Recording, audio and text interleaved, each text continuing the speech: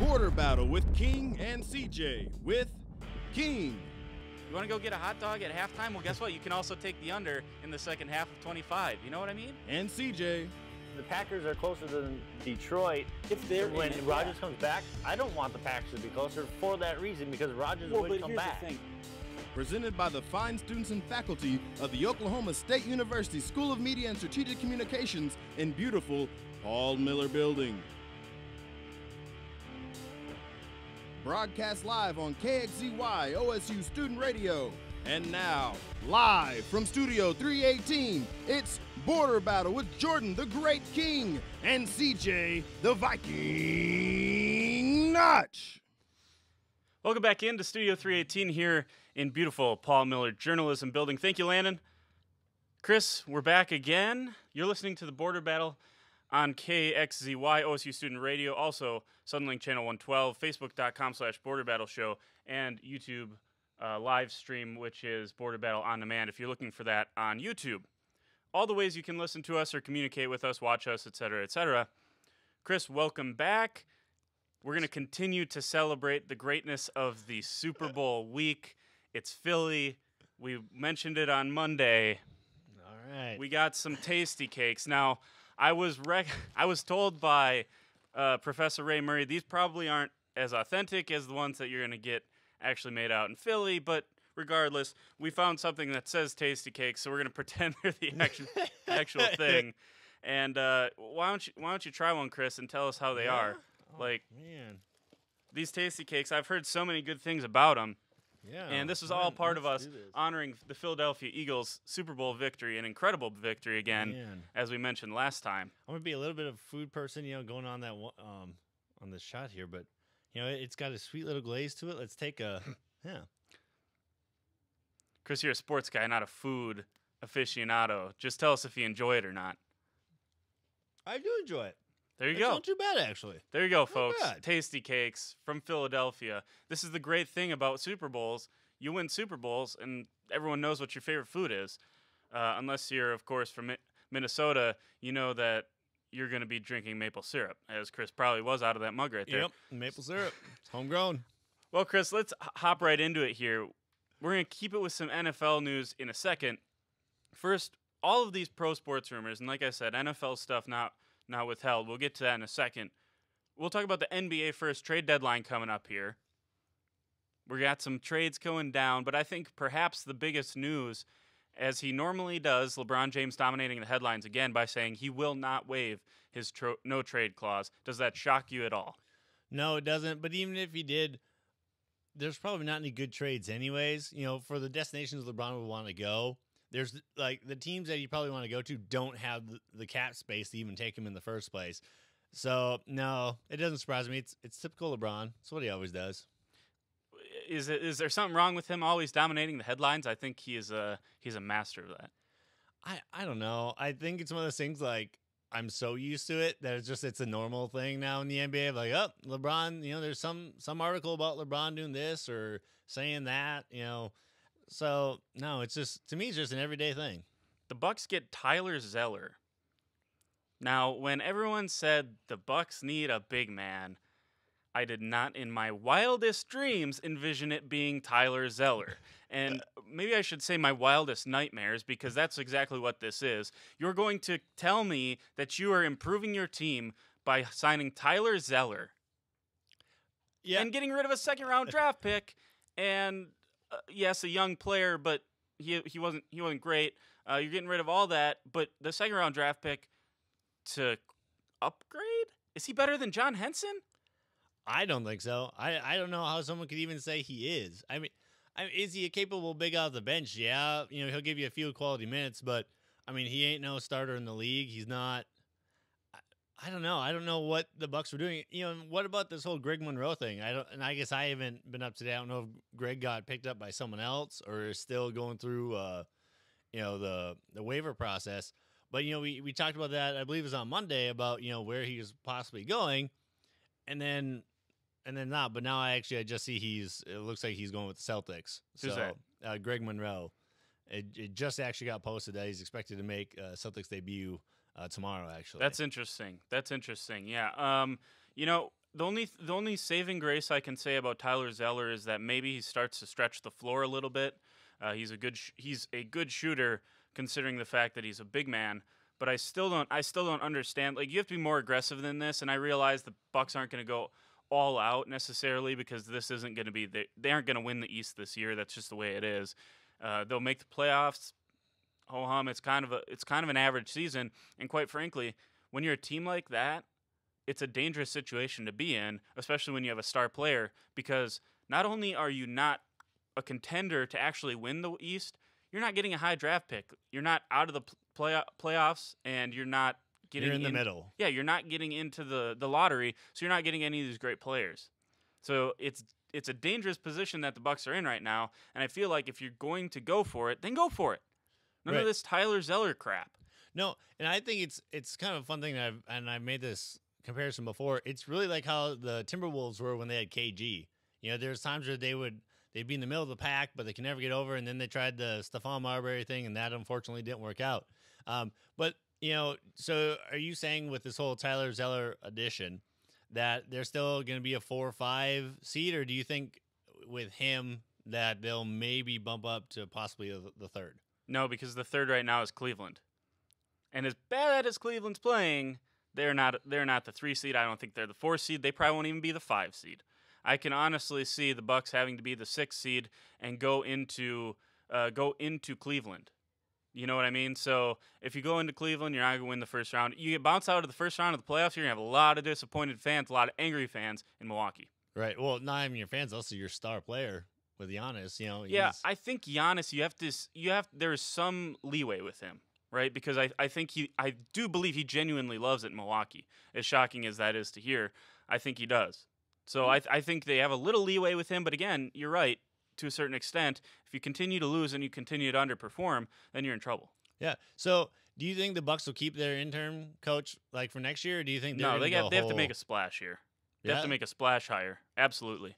Who would you pick if you could? I don't know who all is available. Yeah, again, these guys probably aren't going to be on the market, but I mean, like Mark Jackson, he did a great job out in Golden State, pretty much got Golden State to where they are, and then Steve Kerr finished the job. Steve Kerr just put him over the top like he won a title. Like, that was Mark Jackson's team.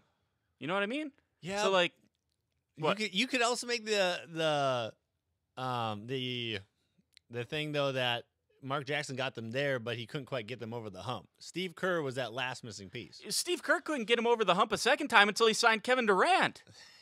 Yeah, How weak is that?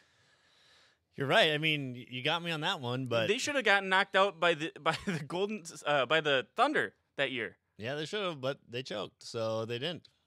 And then the Thunder choked in the final though.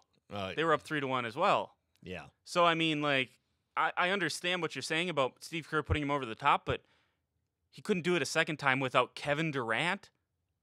One of the most laughable free agent decisions in NBA history. One of the most, people still consider that to be one of the weakest NBA moves in free agency, what Kevin Durant did.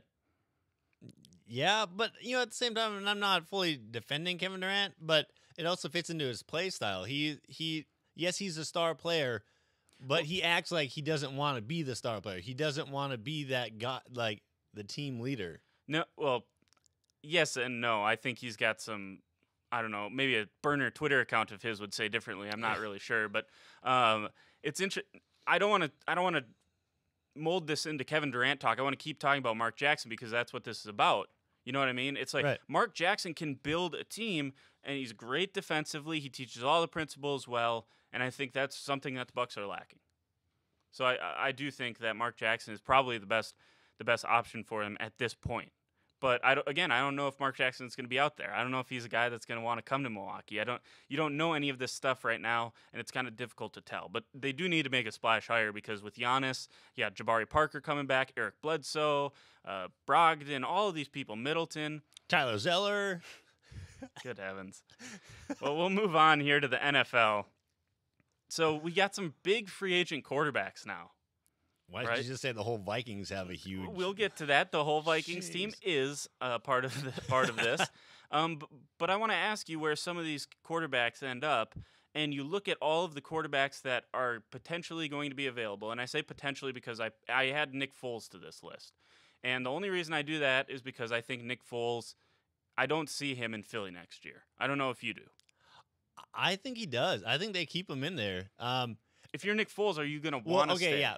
Sorry, we'll backtrack. If I'm Nick Foles and I know that my spot is going, Carson Wentz is taking over more than likely as long as, he heals up and he performs like he did. Then I'm going to want to go somewhere else because I want to have that starting spot. I proved that I can win a Super Bowl. So, yeah, I'm going to want to go to a team that's going to let me start and let me lead them. But at the same time, you have to look, is he a player that thinks maybe, it's not always about me. Maybe it's just a team thing. It's hard to say. Yeah, I do think there's a certain bit of you're a Super Bowl MVP. I think you're going to want to hit the open market. I think that's all part of it too. But you look at him, I think that's why I put him on this list of, of potential leaving his current situation. The other guy I have in the Nick Foles camp is Teddy Bridgewater because I think there's a realistic chance he stays in Minnesota. I think he's the best candidate to stay in Minnesota. In my opinion, we'll get to that in a second. Drew Brees and Jimmy Garoppolo, I put them in red here because there's no way they're moving. Yeah, I shouldn't say that because in some weird situation you could see both of them maybe do that, but I think Jimmy Garoppolo is more stable in San Francisco because I think they can slap the franchise tag on him and he'll be worth it. I don't know if Drew Brees is worth a franchise tag at this point in his career. So if Brees gets picky, then you might see him leave the Saints. And in his contract, he actually put that he does not want to be franchise tagged anymore. Right. So, it's weird though, and I don't want to get too much into the whole coaching thing because we'll get to that later.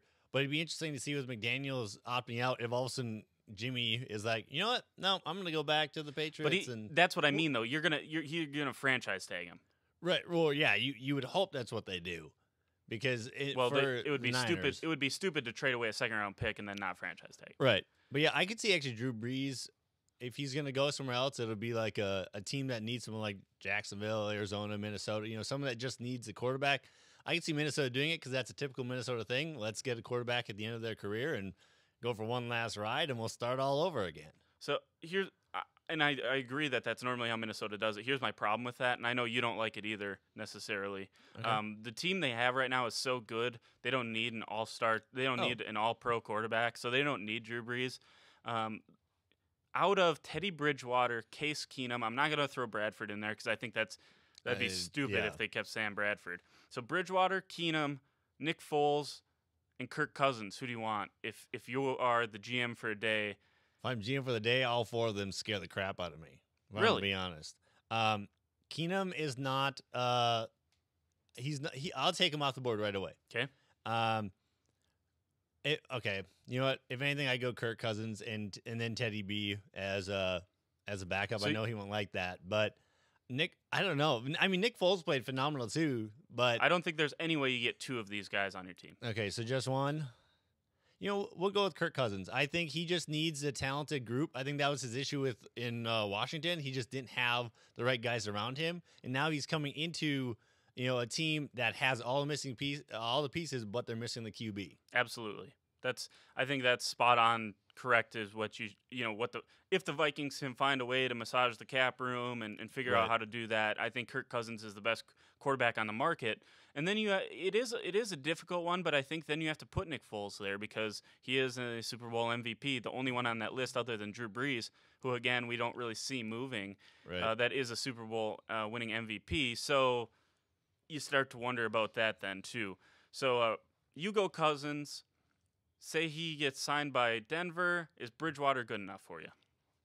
He just scares me because I don't know how he's gonna be. That's what makes me most nervous is I don't know his consistency. I don't know how much he feels a part of the team either as the Vikings.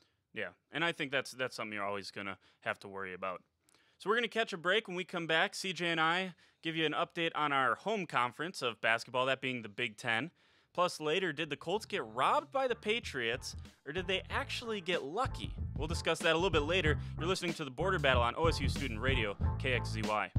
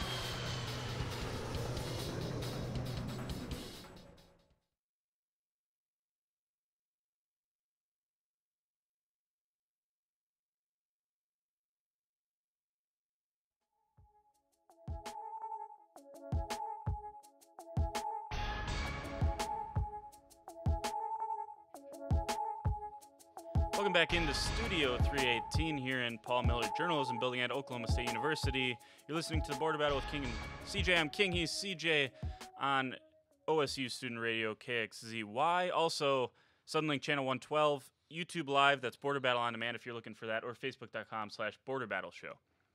Chris, we're going to break down our home conference, the Big Ten. It is not pretty for either of us. We'll get to that in a second. Can a team from this conference win the national title? I don't think so. If any team's going to do it, it'd be Purdue. But the Big Ten as a whole is really bad. Like we don't have any good, consistent teams, and Purdue hasn't been tested yet. That's the biggest concern, I think, is they don't. These grinded out close games. Like, yes, Ohio State, Michigan State, they're up in that tier, but that's it. That's really all the Big Ten has to show, and I don't see it happening. I disagree with you there. I think Purdue has. Well, first of all, yes, there's a question about them being tested. Michigan State answers that bell. They have been tested. They've played right with Duke. All of the great teams that they always play every non-conference season. They've played the schedule that they should have, and they'll probably be a 1 or a 2 seed. And I'll get back to Michigan State in a second. I think Purdue does have a chance to win this thing. The only thing that concerns me is the lack of tournament experience for Matt Painter. And I think that is way, way undervalued by a lot of people. When you get to the tournament has your coach done it before? You look at Tom Izzo. He takes 6 and 7 seeds to the Final Four. Why?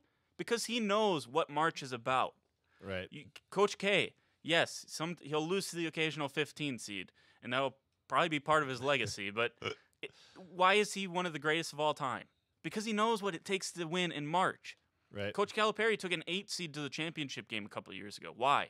He knows how to win in March. That, and he has more talent than anyone else on the floor. Like, let's not forget to say that either. He gets the best players, so that certainly helps. But Purdue, the reason that I think they have a chance is because they do it all well.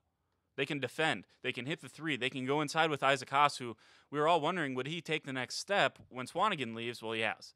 And Right. that's all these big questions that they've just answered and gotten even better than they were last year. And they were expected, they were in some people's preseason Final Fours last year already. So I think with Haas's step up, they have a bunch of guards that can shoot. They can stretch the floor. And then they play good defense. That's a recipe to win. They have good guard play as well, which you also obviously need to win. Yeah, and I mean, real quick, with looking at Purdue's schedule just now, I mean, these next 2 weeks will really show, how they do. They play actually Ohio State tonight, and then they go to Michigan State 3 days later. So really, that's going to show everything. I think the Michigan State one's going to be a really good battle, and that, to me, that'll show if Purdue really has a chance or not, to me. Like, if Michigan State beats Purdue, Michigan State's going to have a better chance to go farther, I think, than Purdue does. Yeah, well, and here's the thing. We can talk about how bad the Big Ten is, but at the top, they're as good as any conference in the country. Michigan State, Purdue, Ohio State, all ranked in the top 14 or top 12, I think, right now. And 14, Ohio State 14. is. And, you look at that, Wisconsin is not as good as they normally are. 15 or 16 years straight that they finished in the top 4 in the Big Ten. They can't do that this year. No, Minnesota's not very good. They were expected to be good. No, Maryland isn't what it has been under Mark Turgeon. Northwestern, they were a tournament team last year. They don't look like a tournament team this year. Indiana, rich tradition in basketball. They're 7th in the Big Ten right now. But you look at the top, and it's still a great conference. So I think you have to take that into consideration when you're talking about how great a conference is. Because when you get to March, it's not necessarily what can 1 to 14 do for the Big Ten. It's what can 1, 2, and 3 do. Right. Well, and when you look at those standings too, 2 out of the 3 that are in the top there are mainstays almost all the time. Ohio State, I think, had an off year last year, but like Michigan State's consistently up there, like you said. Purdue's been getting there now. Recently, they've been kind of towards the top, like you said. Wisconsin now, unfortunately, they fell off, but it doesn't help when you lose 2 of your starting guards either. That hurts your team. But then, yeah, like you said with Minnesota, their highest rank, they were 4th in the nation, and then now they're just nothing. They're on a tailspin. And I'll let you. We can talk about Wisconsin and their fall. You mentioned a little bit of it, a second ago, but. For me, I want to ask you, what's the problem with Minnesota other than like this whole Reggie Lynch thing that's been clouded over the team for the past month and a half, 2 months? Yeah, the biggest thing right now is also the injury to Amir Coffey. I think he was a good focal point for that offense. He was a good scorer. He did good. Now, when I say this, I'm not defending Lynch what he did. Like that is wrong. But Lynch was their defensive anchor. Like he was a good player. The guys they have now, they can't replicate that. And I think that's part of the issue. And it seems like the team's just lost faith in themselves. It seems at time everyone's just playing for themselves. I really don't know what it is. It's like that happened and it put them in a tailspin and they can't get out. It's terrible. But at the same time, it's us fans, we're used to it. We had a couple years ago, back when Mbakwe and Rodney Williams, man, we were doing well and all of a sudden it just crumbled. And it gets frustrating as a fan because, we talked about this earlier with this whole pipeline thing. We can't even keep our own talent in the state. We lose it to Wisconsin or sometimes they'll go to a D2 like NDSU or SDSU and they'll go there. And so I don't know what it is if the Gophers are always just going to be that middle team that just can't go over the hump. Is it a coaching thing? Is it something Pitino's not doing? Is he not firing his guys up somehow? I don't know. And as a fan, it gets frustrating. But at the same time, we're always left asking why. But in the end, we'll really never know. Yeah, and, I think there is something to be said about Richard Pitino not taking the next step as a coach because when he came in, it was like pretty soon he's going to be his dad. Like that's what everyone expected was success that Rick had. And Richard hasn't had that success. And I do want to just mention for the people that are listening or watching and haven't heard about this because I don't think this got nearly the coverage it should have got with Reggie Lynch. If you didn't hear what happened to him, it was a confirmed responsible. SI reported that he was responsible for a second sexual assault, and there were rumbles that there was a third maybe that was going to come forward. We didn't really hear a lot about this nationwide, right? And with everything going on, the current climate, all of the Nassar stuff. This is important stuff, and for Michigan, I don't know if Minnesota upped it or at all, but I believe Reggie Lynch is just currently suspended. Yeah, I believe he's just suspended indefinitely, if anything. And I'm all for innocent till proven guilty, but there is stuff that is legal. Right. You don't have to abide by that for your basketball team. If this is the character of Reggie Lynch. And again, I don't want to say he's guilty of this. He denies it all. Okay, you have to be careful with all this stuff. I don't want to say that he's I want to convict him, but when you have this stuff surrounding your basketball program, this is how it impacts it. Right. You know what I mean? So I think that probably has something to do with what Richard Pitino because he has to now. This is his program. Right. And this is how he's going to be remembered. If he does indeed get fired after this season, is this what he's going to be remembered for? Right. And he's got to be concerned about that. Well, and it doesn't help, too, with the whole thing with his father as well. Getting kicked out of Louisville for all of his issues that he had. But real quick, when you talked about Richard Pitino, having that ceiling like his dad, I mean, his first year with the Gophers, they won the NIT championship against Larry Brown at SMU.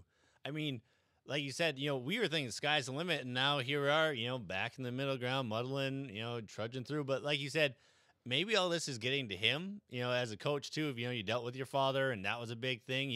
There was games your father was still sitting behind the bench after he got fired by Louisville.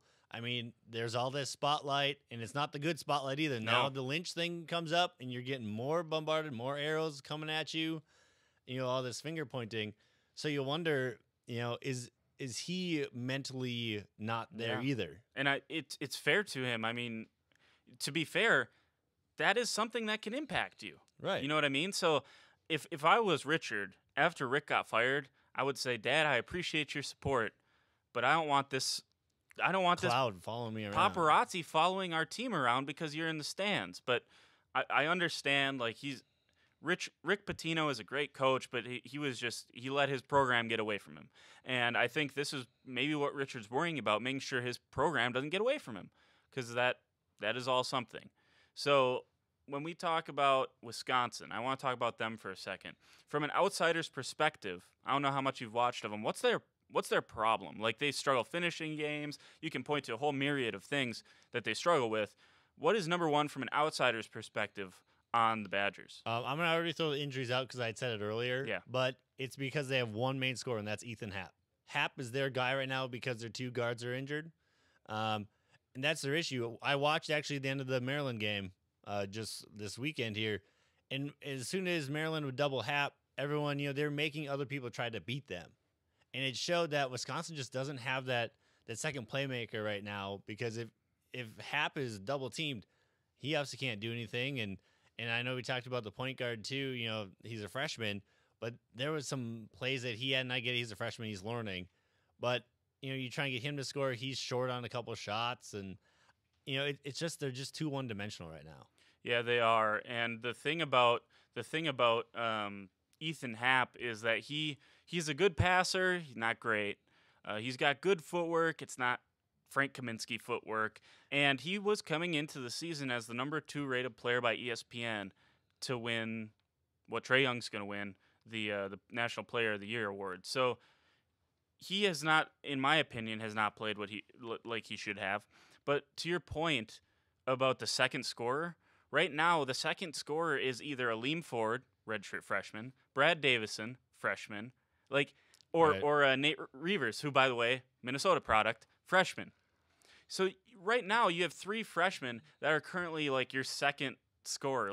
They just rotate through. It's a different guy each night, and that is one positive thing moving forward. But a program like Wisconsin, who is trying to be known in football and basketball, it's a struggle for both of them, to be known as a nationally relevant program. And this is all part of it. And if you have down seasons like this, it's the downside to recruiting like Bo Ryan and Greg Gard do.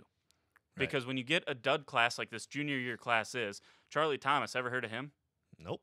Ever heard of Ilikanen? Maybe you did because he was a Minnesota boy. But no, after his freshman year, no. You ever heard of what's his name? They got a kid from De Pere, a 4-star guy. And he can't, Pritzel, that's his name.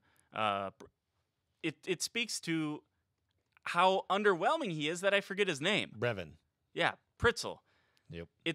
That's how bad he's been. I can't even remember his name. He was a 4-star recruit. Wisconsin doesn't get 4-star recruits. We were pumped when you get a 4-star recruit. Can't play. And when you have a class like that and you rely on veterans, like Wisconsin always does, it cripples your program for at least a year.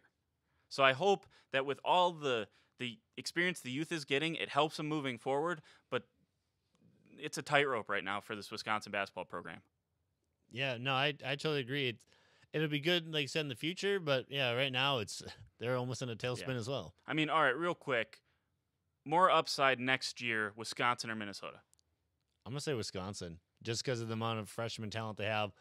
In the cloud that's over Minnesota, you just don't know what's coming. All right. Well, we'll take a quick break. When we come back, the Winter Olympics aren't far away, folks. We'll tell you which sports intrigue us the most, from Shaun White to Lindsey Vonn to the hockey team. We'll let you know what our favorite is. This is OSU Student Radio. This is the Border Battle on KXZY.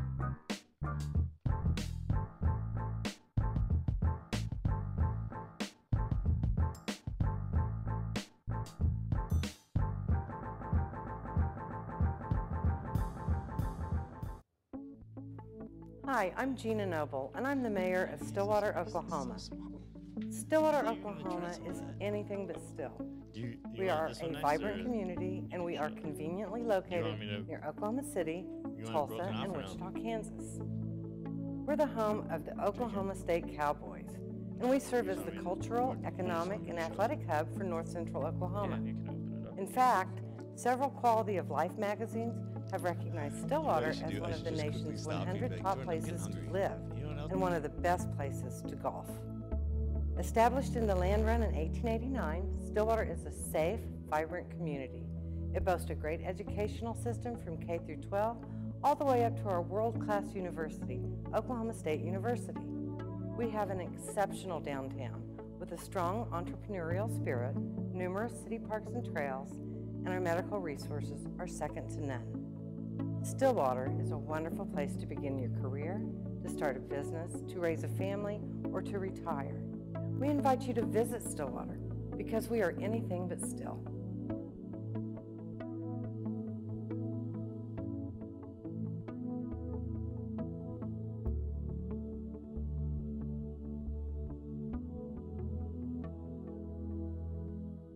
Think you're not involved in your community?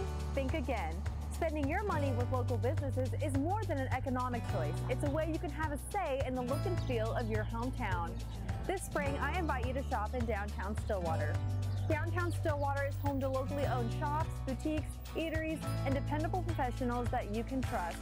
Find the perfect gift for your graduate, have a delicious meal with mom, or just stop in to enjoy great spring savings.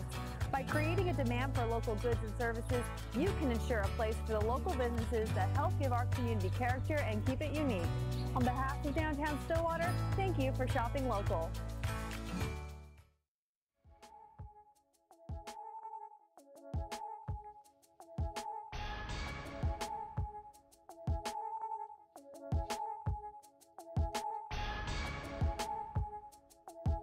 Welcome back into Studio 318 here in the Paul Miller Journalism Building. You're listening to the Border Battle with King and CJ. I'm King, he's CJ. You're listening on OSU Student Radio KXZY, Southern Link Channel 112, YouTube Live, that's Border Battle on Demand, or Facebook.com/Border Battle Show. Chris, we got the Olympics coming up. Happens, I say, every 2 years because it's technically not every. Yes, it's every 4 years, but they, they stagger them to. So every 2 years, we got the winter ones this time around.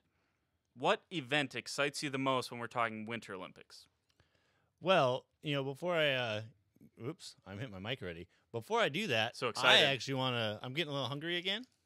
I'm pulling out this Hershey's milk chocolate with almonds from Hershey, Pennsylvania. Interesting selection to get the almond. I'm going to continue to say that. Right. I will agree with you. Unfortunately, there's no golden ticket to go to Hershey, Pennsylvania to look at their studio. But, this would be it's an interesting little thing. So I'm just going to. All right. Well, while you break it off, I'm going to tell you what most intrigues me about the Winter Olympics this year is the hockey, because the NHL does not, they've had this issue with the Olympics on whether they're going to let their players go play hockey. And is it fair to the NHL to delay their season or to have all the good players leave and their product decline just for this for the Winter Olympics? And I think it's an interesting argument. I think there are valid reasons on both sides of it. But I think it's going to be interesting this year because I think the United States have a distinct disadvantage over, places like Russia's going to have a team there, even though they were supposed to be banned. Canada's going to have a team. They're always great. It's going to be difficult because the only players they're using are minor league players, college players, and players that are playing professionally over in Europe. So you take that, all of a sudden your pool goes from this down to this, and the quality players go down even more because the best players aren't shockingly playing in the NHL. So unless they can put together a group that is all of a sudden going to have chemistry, by the way, playing in different leagues, playing in college, playing in the minor leagues. These are all different ways and all question marks on whether you can be able to bring these players together and actually be successful as a team. And that's the challenge that Wisconsin hockey head coach Tony Granato has. So he's leaving Wisconsin. Wisconsin's going to be coached by their associate head coach or whatever for the time being. And he's going over to to Seoul, South Korea. And he's going to coach them. So it's going to be interesting to see because, again, even evaluating and selecting players for this team is difficult because I was watching an interview that Wisconsin put up yesterday, and he said, you have to evaluate college players differently from professional players over in Europe because the game's different. And the game's even different from college to professional in Europe to minor league in the USA. It's all different. Whereas if you're getting 75% of your players from the NHL, they all kind of, maybe some of the terminology is similar. I don't know.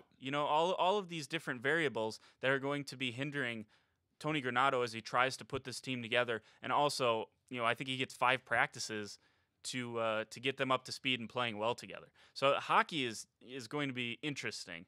I know we'll talk about Brian Schroll a little bit later in the show, but we were talking to him yesterday, and he doesn't think the U.S. hockey really stands a chance.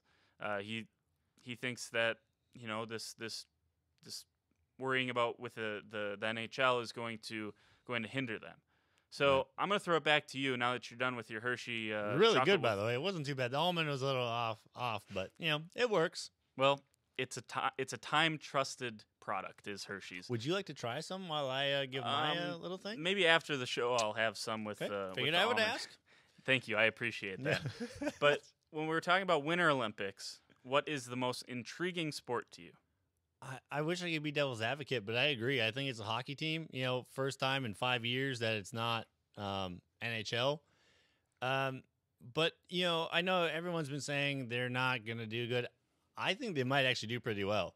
I think it's one of those things they don't have the pressure. Like, yes, they have the pressure to form a bond and with these players for only the rest of the month, basically to really get in and out and figure out which line's better and who works well together and get to know your strengths and weaknesses as a team. But at the same time, it also gives them that sense of relaxation, I think, because no one thinks highly of you. Everyone's going to look at you and like, oh, yep, they're just basically USA's just throwing out a team right now. They're going to be pretty easy. And who knows? With I forget Wisconsin's coach's hockey name, Tony Granato. He may be pull some Herbs Brooks thing out of here, and you never know. You really don't know. He may do a phenomenal job. I will give a shout out to 2 Minnesota boys that are on that team. I don't think I saw a Wisconsin guy on there at all. That's okay. On the women's side, we have 7 former or current, because the women's team is so good, current Badgers heading over to South Korea. So good. Minnesota's right up there with you in women's. What kind of I don't understand what that argument is supposed to be. Hey man, you just poked the bear, okay? You mentioned that there's no Wisconsin men's. I'm just spitting facts over here. There's 7 current or former Badgers. By the way, the head coach is a Wisconsin guy for the men. How does that actually work? That's an actual legit question. How do they choose what hockey coach takes them over? Well, the reason they chose Granato is one because the men aren't doing very well. Is that what it is? The reason they chose Granato is because he coached the U23s at the last winter games or whatever it was, the hockey championships. And obviously that's going to be a lot of the talent pool that he draws from is the young guys because of this whole thing with the NHL. So, yes, he's the best coach to potentially lead them. And, I don't know why he decided to select Minnesota guys, but he did, okay? But it'll be interesting to see how Granato does with Minnesota players, I guess. I don't know. I think you'll still play him. I mean, of course he's gonna play him. I don't know. I think it's cool. It's a cool thing. It's very cool that Minnesota has a couple players. I'm happy. Another intriguing thing to me, getting off of the hockey segment, so to speak, is actually the Jamaicans have a women's bobsled team now competing. Granted, I think it's a 2-person one, and they have a third one as the alternate. So it's not like back when the men came, where that's style. Nigeria also does. It's what's interesting about these teams is they don't really get to practice on ice.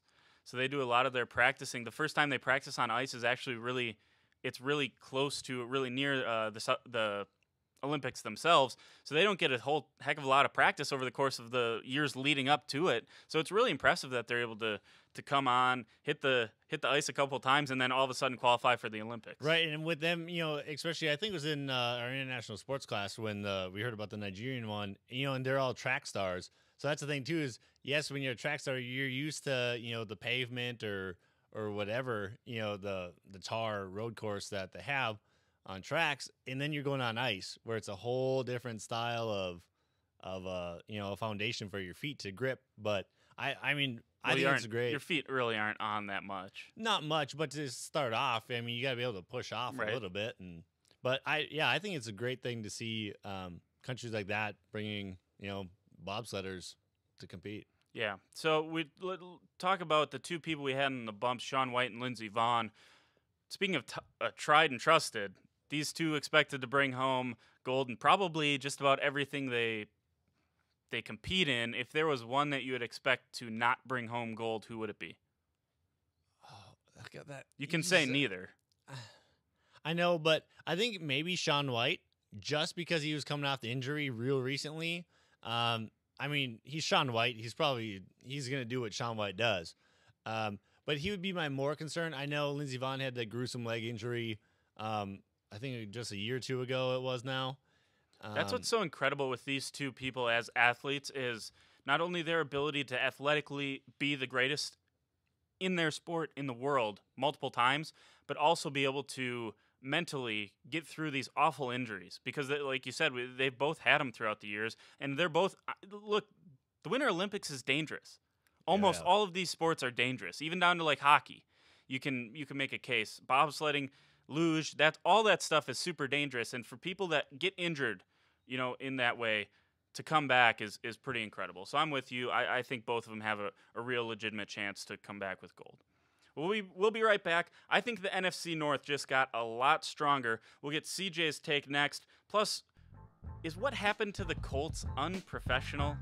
We'll sort all of that out next on the Border Battle on KXZY.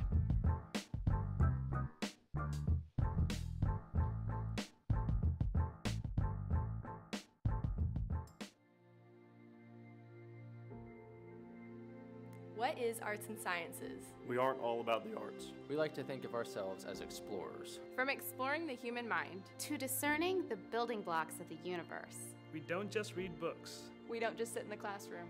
And we don't just solve problems. We seek to give everyone a voice. In a variety of approaches. We tackle the big issues. By understanding complex social structures. And even understand the small ones. We take passions to new heights. But stay grounded. We tell stories. Of the past. Of the present. And work to predict the future. We like to think with a little preparation. Some dirt under the fingernails. And some self-analysis.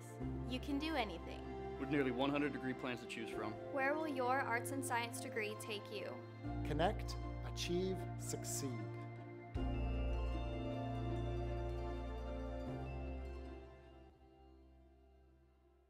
To our neighbors and friends, we come to you today to let you know what's on our hearts. Because you're the reason what we do is so much more meaningful than a job. The reason we believe in the power of investing in tomorrow and the power of community. So this is simply thank you.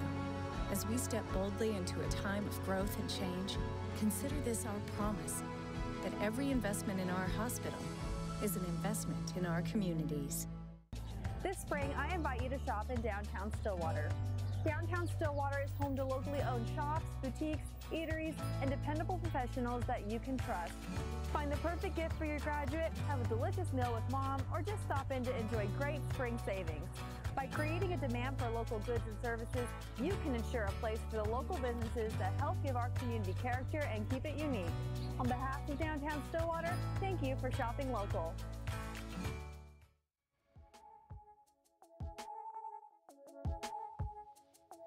Welcome back into Studio 318 in the Paul Miller Journalism Building here at Oklahoma State University. You're listening to The Border Battle on KXZY, Oklahoma State Student Radio. I'm King, he's CJ. Chris, there was some, I was not happy when I saw this. I'm going to start out with that. When did you hear about the news of Josh McDaniels not taking the Colts job? Last night. When did you hear about him taking the Colts job? Oh, taking it? Both. When did you hear about him taking it? Oh, last night, actually, now that I think about it. I think I heard, oh, yep. I mean, obviously, you hear the rumors of that. They thought he was potentially in line. They had multiple meetings to set up his staff. Yeah. And we'll get to that in a second. But yeah, it was all last night. And also, next thing you hear, they're like, oh, yep, now he's returned to New England. And I almost was going to text him, like, did you hear that? Like, what the heck is going on here? I heard yesterday morning that it was official. It was around noon. He was going to be the new Colts head coach. Finally, boom, got it. I made this graphic yesterday, and instead of deleting it, Josh McDaniels made me so angry that I said, you know what? I'm going to find a circle. I'm going to put a slash through it. This is how we're going to do it. Because we'll talk about Patricia in a second because he deserves it. Josh McDaniels doesn't even deserve my my breath to be discussing this right now. We should be discussing what he means to the Indianapolis Colts, not, hey, what does it mean that you're back with the New England Patriots? Congratulations, you get to play with Tom Brady. You get to get yelled at by Tom Brady for the rest of your career like we just saw. Right. No, if anything, a fun thing I was trying to think of what it reminded me of. It was like DeAndre Jordan 2.0 right now is going on here because it was the same thing DeAndre Jordan did with the Mavericks. Like, yep, let's go. We're all set. Let me call you up, Mark Cuban. One of the worst owners to do that to. Yeah, absolutely. By all means. And he'd be like, oh, yep, nope, I'm going to stay with the Clippers. Yeah, I've got my posse here. They're going to back me up. Nope, you can take your money and get out of my house. So here's my question to you. Is this unprofessional by Josh McDaniels? Because no, he didn't technically sign it, but you meet with the Colts to discuss who you're going to hire for your staff. Yes. And then you make them wait till the end of the Super Bowl because obviously you can't get hired until after you're done with your previous job. And now the Colts are behind the 8 ball. Is that unprofessional? Oh, I think it is, of course, because the same day that they confirm, like, yep, we're going to hire him, and then all of a sudden it's like you got cold feet and like, nope, Bill Belichick was convinced me to stay. Him, Robert Kraft, and Tom Brady, my posse, they're like, oh, come back. You don't want to take that head coaching job. It's a nightmare. You can win Super Bowls right now with me and Grandpa Brady over here. Let's do it that way. So, it's one of those things that I think it's ridiculous. I think he loses credibility as a offensive, well, not as an offensive coordinator, but as a potential coaching candidate. Like, now he has to stay in New England. Absolutely. Because he's tarnished. He has tarnished his image just like DeAndre Jordan did. Like, it's ridiculous. I don't understand why you do it. Like, if you were hesitant in the first place, then say something right away like, hey, I don't know if they can say like keep a lookout, maybe keep someone in the wings, so to speak, because no one likes to be just sitting around. But like if you're having cold feet in the first place, why even accept it and go through all these steps with the Colts? Like, and you know what's different about this and DeAndre Jordan is DeAndre Jordan didn't go to Mark Cuban and say, hey, I'm signing with you. You should get rid of this guy, trade this guy, and stop looking for this guy. No, he didn't say that. Which I don't know if he'd have that power with Cuban anyways. He wouldn't, but that's what makes this so different. Right. Josh McDaniels went in there and said, this is what I want my staff to look like. You kidding me? And then you don't take the job? And you know what? If he would have been signed, this would have been tampering by the New England Patriots. Because the Patriots, it was already announced he was going to be a Colt. Right. And then they say, well, what if we sweeten up your contract a little more? Right. You know what I mean? So, like, this is so close to bordering along, like, tampering lines I've seen. And, again, I don't want to talk a whole heck of a lot about McDaniels because this just makes me so angry. But him back in New England, what does that do for Tom Brady, I guess, for the rest of his career? I think he just keeps the same old, really, because with that organization, they're going to take him with open arms like, hey, you know what? They're going to say you did the right thing because they kept their guy, they got him back. But I guess real quick, I want to ask you, where do the Colts go with this? Who's next in line now for the Colts to pick up? I don't know because they were looking at the Chiefs' offensive coordinator Matt Nagy. He's now off. He's at the Bears. They also brought in Patricia to interview him. He ends up going to the Lions. All of these guys that they were Vrabel they interviewed. He's now in Tennessee, I believe. Yep. You look at all of these people, and you have to get a head start on this coaching search, and this is how you're repaid. Right. And now this morning on SportsCenter, Adam Schefter mentioned going back to Baylor's coach Matt Rule.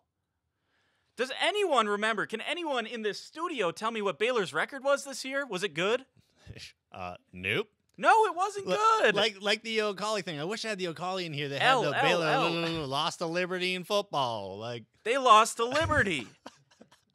Where is Liberty? Where are they located? Maybe New York? Is the football coach that you might have to hire now? Oh my goodness! Maybe they'll come knocking on Gundy's door. Oh, don't even say that. You're gonna give people around here a heart attack. But no, this is like that is the drop off we could potentially be looking at from Josh McDaniels. Yeah. And by the way, I don't know if I'm just being biased against the Bears here, but if I look at Matt Nagy, who would I rather be with? Potentially Andrew Luck or Mitch Trubisky? I don't know. I think I'd rather go to the Colts. See, I'd go Trubisky just because this whole Andrew Luck, the injury thing, is it in his head? Is it not? All those rumors that's going around.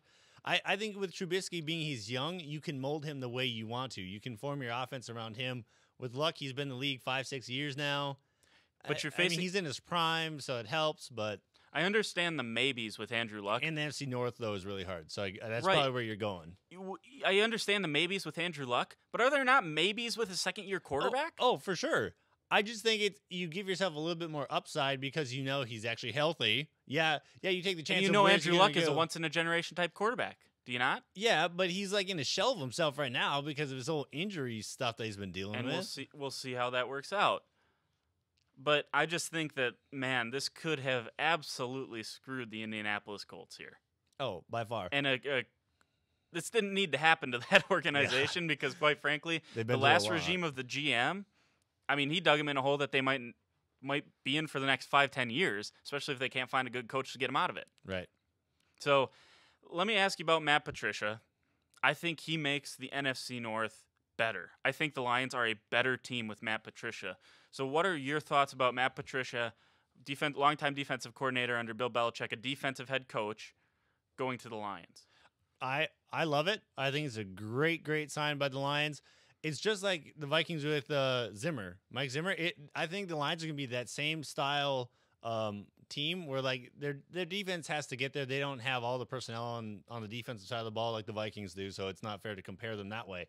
But both Zimmer and now Patricia, they got brought up with phenomenal coaches. I mean, you got to give them all the credit. Belichick is a great coach. I don't care what anyone says. I believe Zimmer had Bill Parcells. I mean, two of the best coaches in all of football. So yeah, I think it's a great sign for the Lions. I think their defense is really going to be a change. They'll be a force to reckon with. I think within the next year or two, probably in the second year more than the first so much, because it takes time to get your schemes and all that, how you want it. But I think the sky's the limit. And with Stafford being in his prime right now, the cards are all in Patricia's hands to get them there. Yeah, I think now this puts. If I were to predict an early NFC North for next year, I would predict it to go Packers, Lions, Vikings. Honestly. And that's really? That's nothing against you. It's that because we don't have a quarterback. The Lions now have a competent coach. They have a great quarterback, the second best quarterback in the division. You look at the Packers; they have a great coach and one of the greatest quarterbacks to ever hold a pigskin ever. And then you look at the Vikings. Question mark at quarterback. How is Dalvin Cook going to respond to the knee injury? Latavius Murray's a year older. You look at all the weapons they have outside. Okay, are they going to continue to develop? Like, yes. You have good receivers. Are they Jordy Nelson yet? No. Okay, so then let me ask you this. And who then do Zimmer, the Lions have as a wide receiver? What's that? Who do the Lions? Golden Tate. Golden Tate. Yeah. I would take Stephon Diggs or Adam Thielen over Golden Tate. Okay, maybe I would take Diggs. Defense, I would take Diggs. The Lions are worse than the Vikings. I will give you Green Bay at the top. I will give you that. You better. Especially with their quarterback thing. Then it's Vikings, then it's the Lions. I don't care what you say. The Vikings are a much better team all around. Yes, they have the question at the quarterback, but by far this is a quarterback-driven league, is it not? Yeah. So fix that, but if you and then have we'll a come back and talk that to me can then. stop teams from scoring, like the Lions. But can you stop Matthew Stafford from scoring? Yeah. Okay. Can the Lions defense stop Aaron Rodgers from scoring? No. No, that's why no one can stop Aaron Rodgers from scoring. That's why they're at the top of the division. Okay, but the Vikings can stop Aaron Rodgers. All they have to do is drive him into the ground and break his collarbone again. My goodness. That is unbelievable. Why would you reopen that wound? I am starting to heal, Chris. Well, yeah, you donated your collarbone to him, right? By the way, did you know that the last time Aaron Rodgers broke his collarbone, he came back, won MVP the next year? Oh, really? And he says he fully intends to do that again. So yeah, well, just because you win an MVP doesn't make you a Super Bowl champion. No, it doesn't. But it normally means you at least win your division. Yeah, well, we'll see. And when when you got all, Kirk Cousins will take the reins for the Vikings. We'll get there. Again, that's what I just said. If you sign a good quarterback, you sign Kirk Cousins, you get Nick Foles, we can have this discussion again. But I think right now, if it's Teddy Bridgewater versus Matthew Stafford, I'm taking Stafford every time. I'm going to take the Patricia-led Lions over the Zimmer-led Vikings because is Zimmer good? Yeah. Is he a great head coach? No. You don't think he's a great head coach? No, I think just they're the offensive thing. I think there are very few great head coaches in the league. I will say this: another thing besides the quarterback, the offensive coordinator thing is another thing, I guess, for the Vikings. I know it doesn't help me with my argument, but that's another kind of concern: is how does Pat Shurmur's successor handle this team? Yeah, well, and there's a bunch of changes. I mean, because the Packers got rid of both their coordinators as well. So now you got Joe Philbin coming back. He, statistically speaking, led Rodgers through the best years of his career. So that's scary for all the rest of the NFC North teams. You finally get a Lions defense, which I think will be a competent defense now. They've always been a top offensive team in the league. So I think this all of a sudden makes it a scary conference for the NFC Championship, almost champion Vikings. Yeah, and then you have the Bears. And then the Bears just somewhere down in the The Bears are not going to contend, and I think we all know that. So, well, Chris, thank you all for joining us. Tune in again, same time Friday. We're going to talk with sports. We're going to actually talk sports basketball, some OSU basketball, with Brian Schroll. And it's kind of been a roller coaster week with OSU men's basketball. Plus, we'll have the recap and headlines from a busy weekend in all OSU sports, including women's tennis heading up to my home state, Wisconsin. Join us Friday for all of that. So for Chris, all the great crew we have here, I'm King. Thank you for listening to the Border Battle on OSU Student Radio, KXZY.